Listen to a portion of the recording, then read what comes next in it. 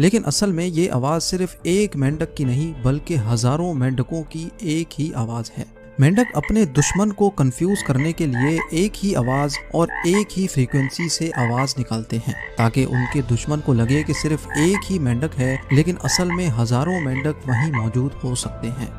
1876 में केंटकी में 2 मिनट के लिए गोश्त की बारिश हुई थी। जी हाँ, आसमान से बारिश के पानी की जगह गोश्त के टुकड़े गिरे थे।